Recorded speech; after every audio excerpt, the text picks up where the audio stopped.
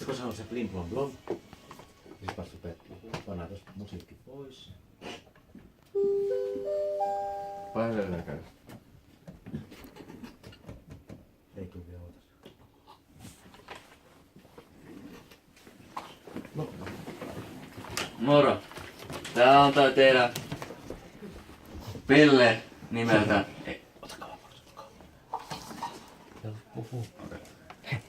Perhana.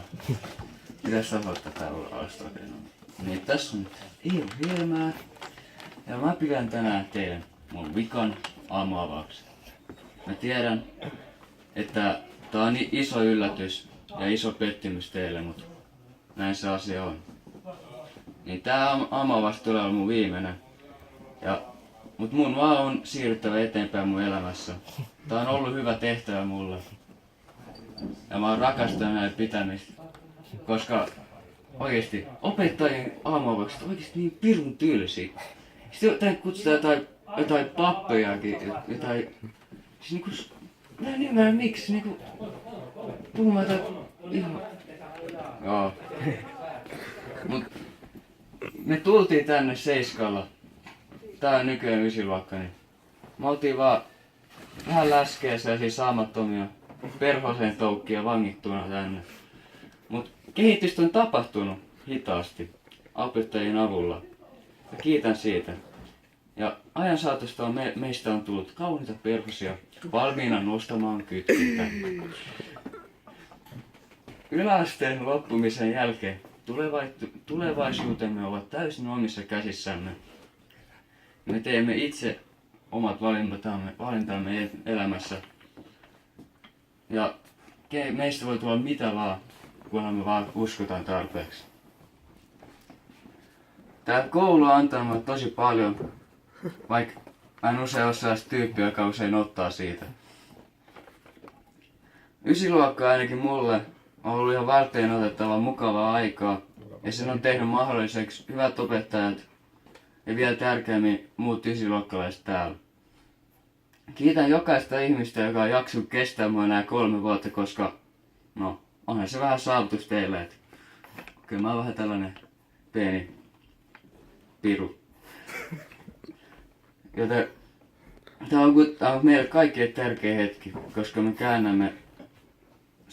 käännämme uuden sivun elämässämme ja menemme uuteen opiskelupaikkaan.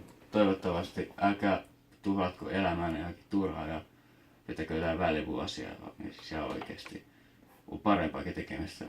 Ei tarvii niinku syöskellä kattoa ja raapia. Ei jalkoja vaan ihan... Joo.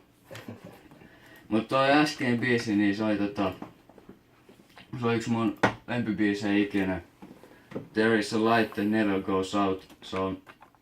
Biisi on tehnyt The Smiths. Se on sellainen brittiläinen vaihtoehtorock-bändi, joka oli vaan 5 vuoden ajan kasas. Se teki vaan 5 albumia, mut silti sitä kuunnellaan edelleen. Se on yksi kuuluisempia bändejä ikinä. Ja sen influenssimusiikki on kiistaton, vaikka se oli vaan se 5 vuotta kasassa. Se on niinku aivan ainutlaatuista musiikkia. Tosi hyvin rakennettu kitaratyöskentely. Laulu on... Okei, ehkä siitä laulusta ei jokainen voi pitää, se on vähän erikoista ja tällaista falsettoa, mutta minkäs teet? Joten, ja sitten tässä olisi täällä vähän niinku Juho haastattelu, että sanokaa moro. Kaikki nyt niinku sanoo Juholle moro, että huutakaa. Et Juho sanoo teille sit moro, kun te sanotte. Moro!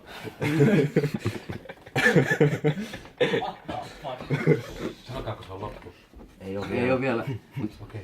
Niin Juho, haluaisitko sanoa sun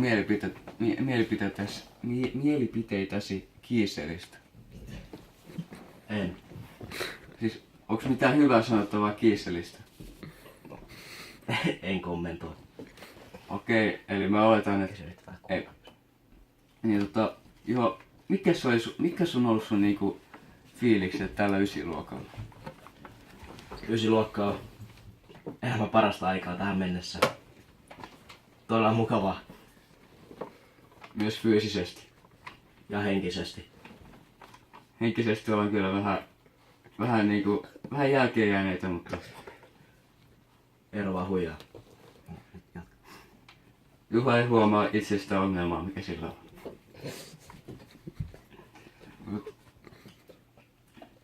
Mut Juha, niin mikä se on sun lempikarkkipussissa? No, Tutti Frutti Choco, kyllä se on ehdoton lemppari. Entäs, mikä on sun lempiurheilulajis? Lempiurheilulaji on jalkapallo. Leikikö se paljon palloilla? Riittävästi. Omalla ajallaan? Joo, sielläkin. Missä sä pallot teet yleensä? Laksulahdessa. Ai julkisella paikalla? Kyllä. Aha. Se on vähän. On se Juha sellainen veijari, että. Joo. Mut muistakaa aina kaikki, että mä tiedän, että miten vaikeet on löytää seuraajaa mun kaltaiselle aamun avauksen pitäjä, joka vetää tällaisia antaumuksia ja intohimoa näitä. Niinku, teidän pitää vaan löytää seuraaja mulle, ja se on vaikea, mut jostain se on pakko löytyä. Ja mä en usko, että se löytyy opettajista, koska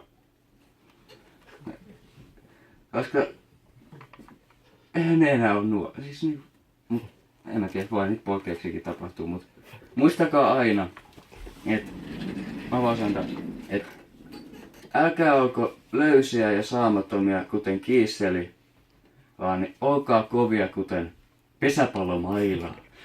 Ja hyvää kesää kaikille ja utakaa sitä ja Iru Hilimää aka, Helis Pro aka, Helis Vanker, kiittää ja kuitaa la la la la la la trollolo. Kaikki nyt.